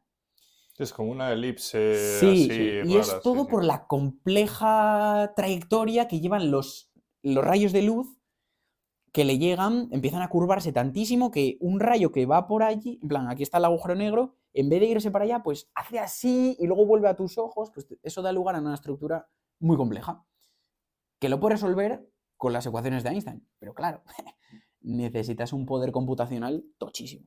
Y de eso se aprovechó Kip Thorne, del alto poder computacional que tenían los efectos especiales de la película. Todo ese dinero lo aprovechó y dio lugar a un riguroso paper sobre un estudio preciso de las trayectorias de los rayos de luz en las inmediaciones de un agujero negro de Kerr, que es un agujero negro en rotación. Y sí, se aprovechó eso como un buen científico. Que además en la peli se habla del concepto del tiempo, que hay planetas que pasan más rápido que en otros. Sí, efectivamente. Eso es un efecto también conocidísimo en relatividad general. Eso es como súper sorprendente, pero bueno, se da por sabido, vaya, o sea, eso es así. Y lo que les pasa es que hay un problema en Interestelar, en los protagonistas de nuestra historia, tienen que estar cerca del agujero negro y para sacar datos de ellos tienen que acercarse a... Bueno, era que tenían que salvar la nave de un científico anterior a ellos que había caído en un planeta. El planeta está con las mareas tan altas, con las olas tan grandes. Tiene esas olas tan grandes porque está cerca de un agujero negro. Entonces es como la luna que genera olas en nuestro planeta, pues un agujero negro en vez de generar olas de 2 metros las genera de cientos de metros. Pero claro, estar en ese planeta cerca de un agujero negro hace que tu reloj tique más despacio. Entonces se separaron en dos grupos, ¿no? El que se quedaba en la nave alejado del agujero negro, su reloj ticaba normal, y el protagonista Matthew McConaughey y la protagonista Anna Hathaway, efectivamente, fueron al planeta cerca del agujero negro, estuvieron 2 horas, y cuando volvieron estaba su compañero de la nave habían pasado no sé cuántos años. Que si la volvéis a ver en la banda sonora suena un tic, tic, tic, cada tic que suena es creo que era un año de la Tierra o un día de la Tierra o algo así. Tengo que volver a verla, ¿eh? Es que Sí, sí. ya... Sí. De hecho, se llama Mountains el tema La de... banda sonora Porque si veis la película otra vez, dice que primero creen que son montañas, pero luego ven que no son montañas, que son olas. Sí, son olas. Sí. Pues estos son los efectos gravitatorios del agujero negro, efectivamente. Además de esta peli, ¿qué pelis así recomendarías para el público general que le guste la física o quiera conocer más datos físicos? La de Contact que hablamos el otro día, por ejemplo. Sí. En su momento cerca de interés, un poquito más de Martian, sí, que era de De Matt Damon. de Matt Damon. Joder, no me sale ningún nombre. Nada, tranquilo que está aquí Agustín que controla. Sí, que la controla. De Martian, y no me acuerdo qué más había visto. No lo sé, no me viene ahora ninguna a la cabeza. Bueno, hablabas de Gravitación antes, la de Gravity. La de Gravity. De George Clooney. Sí, es verdad, pero bueno, esa era más... No, esa la vi, pero bueno, pasó por mi vida un poco desapercibida. A mí una que me gustó mucho, que no, o sea, es quizás más matemática, Una mente maravillosa. Sí, esa es muy buena. Mira, justo que está, además mi mujer es profesora de Instituto de Matemáticas y bueno, hablamos de estas cosillas y tal, pero ella estudió física, nos conocimos en la carrera. Y les pone a los chavales, a los de su clase, les puso Una mente maravillosa, que es muy buena, esa es verdad. Y la de Figuras ocultas. Esa no la vi. Esa es muy buena. ¿De qué va? Figuras ocultas es preciosa, básicamente son dos temáticas unidas en una buenísima película, que es la situación de la mujer negra trabajando en el ámbito científico de la NASA en los años 50, creo que es, donde pues eso, muestran, las protagonistas son 3 mujeres negras que trabajan en la NASA y son las encargadas de hacer los cálculos. Claro, de aquella no había ordenadores, supongo que habría calculadores, claro, pero no había ordenadores y para hacer los cálculos muy largos no los hacían los hombres, el hombre blanco se dedicaba a otros problemas y entonces le dejaban los cálculos a esas mujeres. Y además, bueno, se las trataba evidentemente fatal, como que para ir al baño, eso todo se representa en la película muy bien, para ir al baño tenían que recorrer kilómetros y kilómetros para ir al baño de mujeres negras, está como súper. Y la película va mostrando su situación y luego también muestran como el jefe, el cabeza de todo lo de la NASA, que realmente lo que quiere es que avance la ciencia y poner a un ser humano en la luna o poner una sonda en órbita, le da igual que esas mujeres sean negras y lo que quiere es que hagan su trabajo porque es crucial para que se ponga en órbita una sonda. Entonces, esa es una de las temáticas de la película y la otra es cómo esas mujeres, con una serie de cálculos, ponen en órbita las ondas. Entonces, bueno, sí que se habla de ciertos métodos de cálculo, de las trayectorias cerradas. Hay un problema fundamental muy chulo de la transición de una órbita de una órbita parabólica a una órbita elíptica, porque quieres pasar de algo que sale de la Tierra con que claro, se desacopla de la Tierra y quieres acoplarlo a la Luna. Entonces pasas de una órbita parabólica a una elíptica. Y eso era un problemón que nadie sabía cómo resolver en aquel momento a nivel práctico. Y lo hicieron esas mujeres porque acabaron pidiendo unos ordenadores y como ellas también se actualizan porque dicen, ya no podemos hacer cálculos a la mano porque nos quitan el trabajo los ordenadores. Es una película muy chula y la puse también a los chavales y creo que tiene por el tema científico es buenísima y el tema de los valores es muy bueno, la verdad. Hay otra que es española, que ya sé lo que vais a pensar, pero bueno, es relativa. ¿Qué vamos a pensar? que el cine español está muy denostado, aunque hay películas. Hay de todo. Sí, hay películas muy buenas españolas. Nada, pero es el topicazo, por eso lo decía. Lo decía en plan. A ver, cierto es que la mayoría de películas españolas que ves en cartelera son la típica película de comedia familiar y tal, pero bueno, hay películas muy buenas, españolas muy buenas. Sí. Nada, lo decía por el cachondeo. Hay una peli que se llama La habitación de Fermat, que tampoco es que sea súper conocida, pero también... ¿Es española esa? Sí. Sí, sale Santi Millán. Alejo Saura. Sí, también. Y no recuerdo quiénes más eran, pero básicamente hay unos problemas matemáticos que son muy complejos, ¿no? Y entonces están como los mejores matemáticos del país. Se lo envían a muchos matemáticos, ¿no? Y los que consiguen resolverlo pues van a una casa, digamos, en las que tienen que seguir resolviendo acertijos matemáticos. Y está... Sí, está es de temática así... También la tienen en la recámara para ponerlo a los chavales también, a sus clases. Sí. Bueno, Miguel, y pasando ahora a una fase ya más personal de la entrevista, tenemos entendido que te gusta mucho el karate y lo practicaste muchos años. Y casi que por la parte que me toca, que mi padre también practicó karate muchísimos años, es cinturón negro segundo dan. Un saludo a Isaac Tamargo Un Senior. saludo, exactamente, un saludo a mi padre desde aquí. Isaac Senior. Sí, Isaac Senior. Isaac Senior. No puede ser de otra manera. Yo creo que voy a ser toda la vida Isaac Junior. Te quería preguntar un poco por qué decidiste pues, entrenar karate y un poco tu recorrido, ¿no? Y sobre todo también, ¿qué significa el karate para ti? Sí, yo creo que, bueno, como todo en la vida de todo chaval, yo es que empecé súper pronto en karate. Yo creo que con 4 años ya me apuntaron. Como en la vida de todo ser humano, no lo decide uno, lo deciden sus padres. Entonces, bueno, me metieron, pero yo creo que con razón, porque nunca me gustó el fútbol. Tenía mis colegas que jugaban a fútbol y tal, pero a mí nunca me gustó ni verlo, ni jugarlo, ni nada.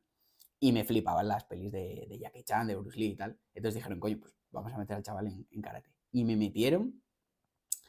Y bueno, a ver, de pequeño hasta, yo creo que hasta que cumplí 18 años, era ir por hacer algo, por hacer deporte, lo típico. Pero en cuanto saqué el primer dan, segundo dan, no, el primer dan ya me empecé a dar cuenta de que es algo más, no es un deporte. Y efectivamente, es un arte marcial.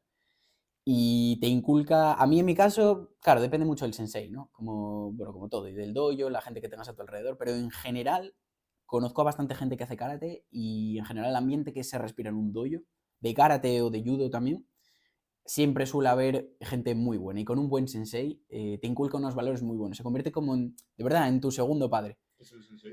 El sensei es tu maestro, es el maestro de karate. El sensei es en japonés.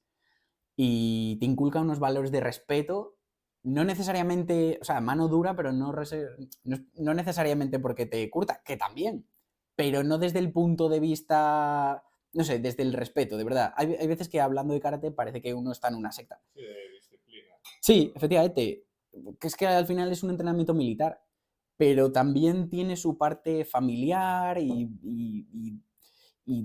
le prestas atención a tus alumnos porque les coges cariño también, y eso se nota un montón. Y en los momentos de exámenes se forma una piña muy buena, no sé, en general, y cuando te pegas con la gente a diario, es verdad, estableces te pegas, no como cuando te pegas en el colegio porque te llamo no sé qué, no, te pegas porque estás entrenando y quieres mejorar y haces mejorar a la otra persona. Y estableces una relación entre humanos muy buena. Y realmente, aunque te pegues, una muy sana. Porque un día igual estás cabreado, le curtes el lomo a uno, pero dices, mira, te tocó, tío, ¿qué voy a hacer? Vengo a lo que vengo, claro. Y mientras lo hagas desde, no con rabia hacia mí, sino porque, bueno, todos tenemos malos días y tal. Sí, y se generan relaciones entre personas muy bonitas, la verdad, y muy buenas. Y yo tengo muy buenos amigos en karate y muy buenos amigos fuera que hacen karate. Y sí, para mí significa muchísimo, la verdad. Me ayudó, sobre todo en la carrera fue cuando me di cuenta. Cuando empecé en la carrera me di cuenta de que sacarlo todo y haberle sacado tanta pasión a la carrera también me ayudó mucho el karate, a despejar mi cabeza, a hablar de los problemas que tenía el día a día. Eso fue gracias al karate y a mi sensei. Así que sí, para mí significa un montón. Y se lo recomiendo a todo el mundo. Da igual la edad, da igual, de verdad, ¿eh? Mi madre se apuntó, mi señora madre, de sus 60 años ya, que no tendrá otra cosa que hacer, pues se apuntó a karate de lo bien que le hablo y está encantada. El karate es algo que en cualquier momento de tu línea de vida lo puedes iniciar y se va a adaptar a ti y puedes hacer, y cada uno hace su karate. Y cada uno lo adapta a sí mismo y explota al máximo su cuerpo y su mente y de verdad, y generas un ambiente buenísimo. Es exigente físicamente. Sí, muchísimo. Sobre todo, claro, si empiezas, cuanto más joven empiezas, menos lo notas, pero luego hablándolo con mi madre, con otros compañeros que lo dejaron y luego lo retomaron, ven tu progresión y ven que físicamente tu cuerpo, además, es curioso porque en karate no te pones como una bestia, no es como cuando vas al gym que te pones, eso, te mazas muchísimo. No, en el karate normalmente, vamos a poner el ejemplo más drástico, que es un cuerpo como el de Bruce Lee. Fibrao que te cagas, no levantó una pesa en su vida, pero te mete una patada de un puño que te gira la cabeza para atrás, claro. Y eso no lo hace ningún... Claro, es que es verdad. Y así. Es el caso extremo, pero... es el caso extremo el de Bruce Lee, eso es verdad. Pero es curioso y ves como un cuerpo que aparentemente no parece nada peligroso, dices, hostia, este tío mete buenas patadas, es rápido, tal. Y eso es muy exigente, claro. Te exige día a día y es más exigente que eso, que levantar, yo qué sé, 20 kilos de brazo. Es bastante más, la verdad. ¿Qué disciplina haces? Claro, hay varios tipos de karate. Yo creo que en Asturias el que más pegó y en Madrid también. Porque esto es como todo, se va propagando. Yo hago Shotokan. El otro más típico es el Shitoryu, que en Galicia creo que se lleva bastante. Bueno, en Madrid hay de los dos, hay de ambos. Y luego hay otros. Es que los orígenes del karate son un poco, bueno, todo contado en una buena historia. Hay muchísimos libros de karate que me leí del Sensei Funakoshi, que es el maestro fundador del karate moderno, vamos a llamarlo. El Sensei Funakoshi dio una serie de técnicas de karate, lo fue desarrollando junto con su hijo, y luego, bueno, pues cuando murió, pues se fueron sus alumnos más aventajados, fueron dando lugar a nuevas disciplinas, que las 4 principales son el Shotokan, el Shitoryu, el Goju Ryu y el Wado Ryu. Y luego de esas ya dieron lugar a, pues incluso al kickboxing. El kickboxing está basado o sea, lo fundó el fundador del Wado Ryu, creo que. Porque claro, cuando murió el Sensei Funakoshi, pasó... Esto es como Juego de Tronos. De verdad, el Sensei Nakayama se hizo con el poder, o digamos, se convirtió en el Pope del karate. Y dijo el coño, vamos a propagar el karate por el mundo. Pero claro, una vez que entonces mandó al maestro Kase, por ejemplo, a Francia, a Shirai a Italia. ¿De qué época estamos hablando, más o menos? El Sensei Funakoshi creo que nace en el siglo XIX, en 1800 y pico. Creo que llega a vivir la guerra en el 45 y murió en el 54. Creo que sí. Murió en el 54 y Nakayama se hace con el control y empieza a decir, coño, vamos a propagarlo y tal. El karate se avanzó mucho o se modernizó mucho por la guerra. El Sensei Funakoshi fue el encargado de adiestrar, vamos a decir, o entrenar a muchos militares con las técnicas de karate. Y eso se fue propagando el karate y claro, a medida que el karate llegaba al boxeo americano y decían ellos, hostia, o al sumo en Tokio, porque claro, esto se origina en Okinawa, se propaga primero a Tokio, se enfrentan a los del sumo. Entonces se va perfilando de esa manera. Y de hecho es que se nota muchísimo. Las primeras enseñanzas del Sensei Funakoshi son un karate de pie, con una postura erguida, hasta que se enfrentan a los de sumo. Claro, los de sumo pesan una barbaridad, no es lo mismo pegar un puñetazo a uno de sumo que a un tío normal, y entonces deciden bajarlo, y entonces para bajar el centro de gravedad. Y se mejora muchísimo, avanza brutalmente, pero luego, por ejemplo, se enfrenta al boxeo, pues claro, un tío de boxeo tiene es otra disciplina, entonces tienes que ir perfilando y se da lugar al kickboxing y tal, y ese tipo de cosas. Y sí, toda la historia del karate también tiene porque encima como va adornada con enseñanzas tan filosóficas, todo tiene su lado tan filosófico. Realmente todos los japoneses así como muy de disciplina. Claro, pero está muy bien adornado, claro, está súper bien adornado y si te lo tomas lo suficientemente en serio como, a ver, yo me lo creo hasta cierto punto y me sirve como motivación, más bien, lo de tener tantísimo respeto a mi sensei me ayuda como motivación y digo, joder, aprender mejor, la verdad, y todo lo que me diga mi sensei lo llevo a misa. Claro, evidentemente si mi sensei me dice, tírate por ahí, pues, vamos a ver. Si tu sensei te dijese que te tiras por un puente, pues probablemente sí, porque si me lo dices por algo, es porque aprenderé algo. Seguro que caes dando una voltereta y... Efectivamente, claro. ¿A día de hoy sigues practicando entonces? Sí, lo dejé en stand-by cuando marché a Santiago, porque mi idea era continuar allí, pero no encontré Shotokan que estuviese cerca de mi casa. Y nada, llegó un momento en el que ya un poco el tema de la tesis me requería un esfuerzo mental y tal.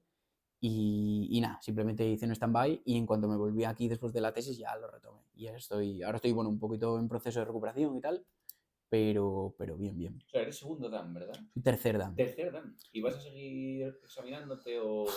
Claro, estoy en una situación ahora porque mi sensei a fuego dice, tú para el año que viene vas para cuarto Dan.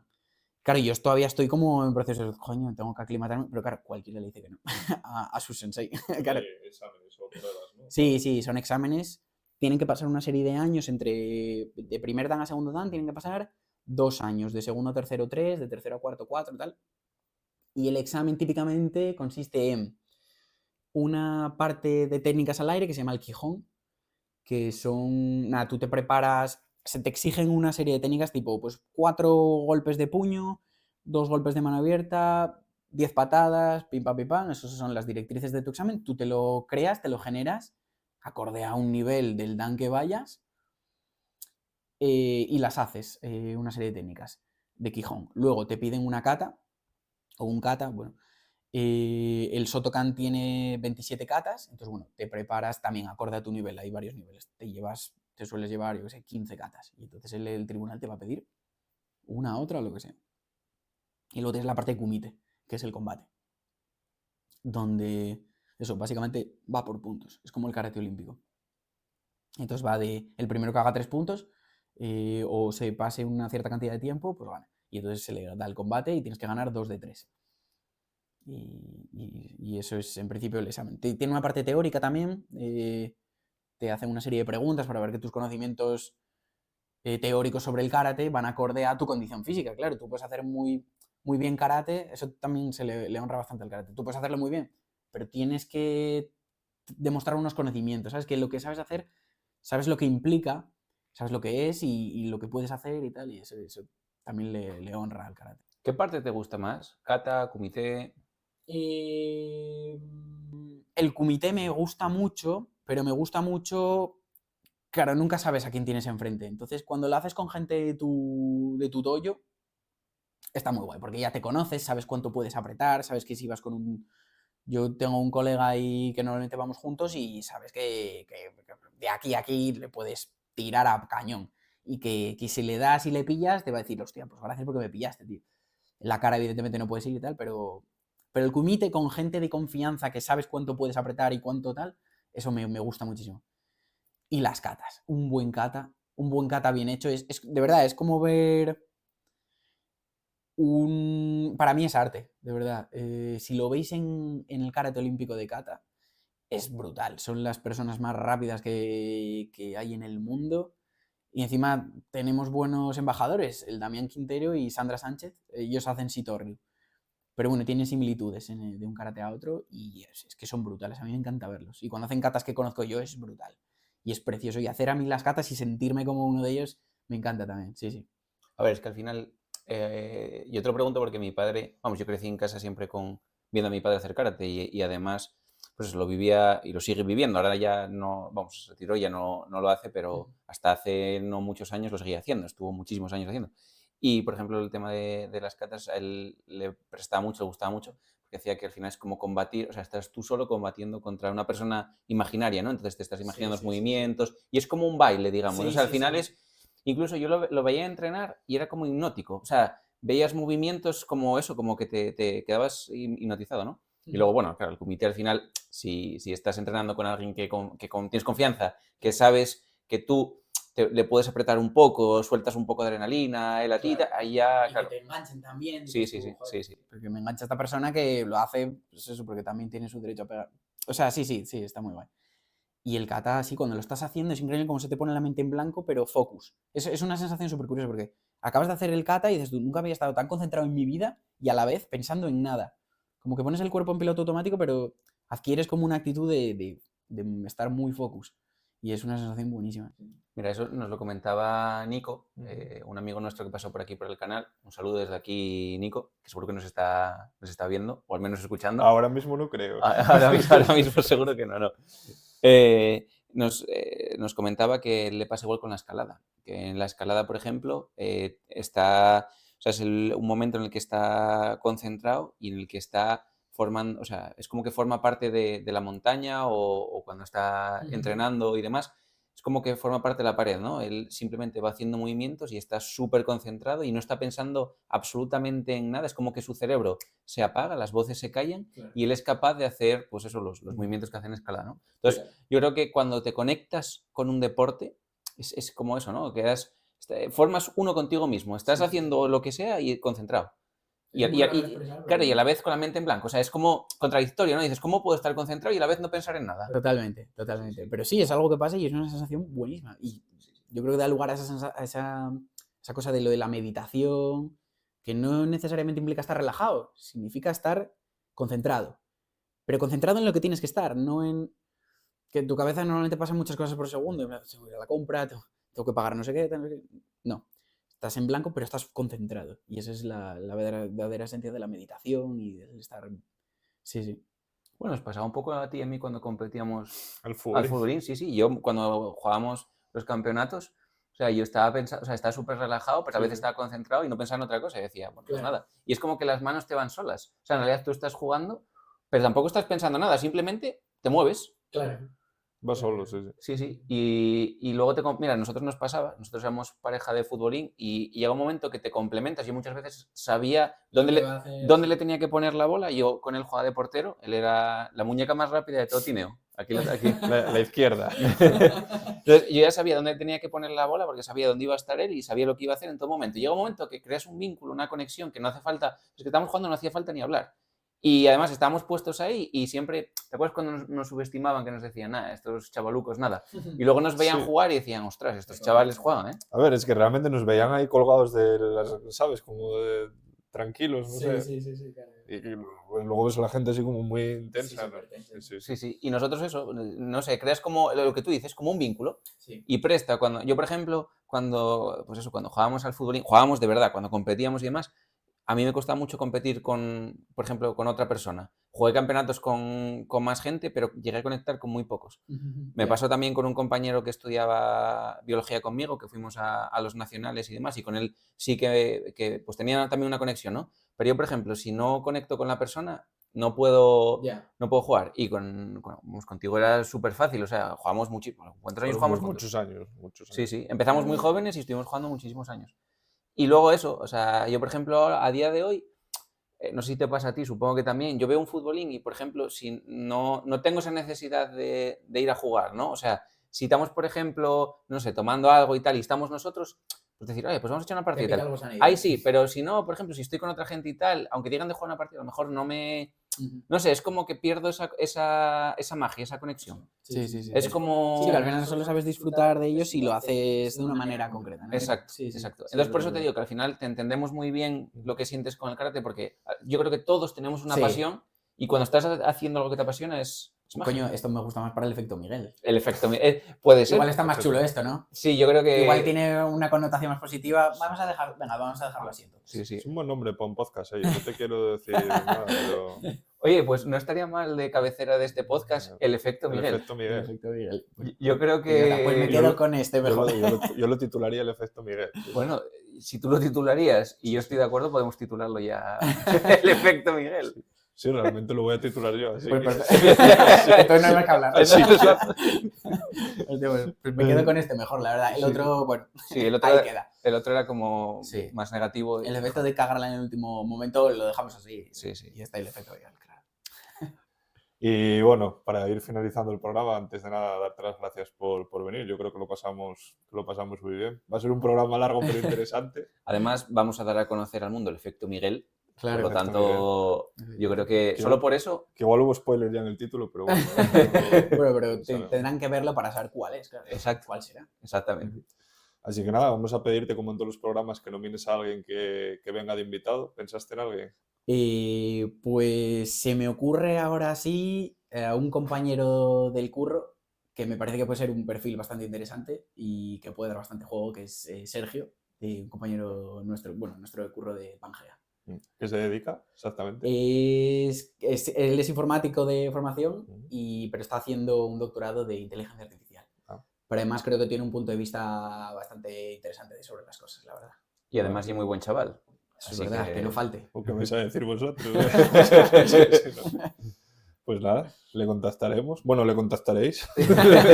Sí, no te preocupes, que yo me encargo. Y nada, muchas gracias y ¿Estás invitado? Más Pues programa. yo Pues encantado, nada, la Miguel, verdad. la verdad que, oye, un placer escucharte, como siempre. Un placer tener conversaciones contigo aquí y vamos, y en la Y empresa. seguiremos teniendo, Sí, sí. efectivamente. Y nada, estás invitado también a una segunda entrega cuando te apetezca. Este es tu podcast, esta es tu casa, o sea que puedes venir siempre que quieras. Pues perfecto, yo encantado, la verdad. Muchísimas gracias. Nada, hombre. Gracias. Y bueno, para finalizar el programa tenemos lo que llamamos la hipótesis perfecta, que son una serie de reflexiones sobre el programa de hoy. En este caso va a ser una sola reflexión, que podrían ser muchas, porque bueno, tuvimos una charla muy amena con nuestro invitado que sigue por aquí.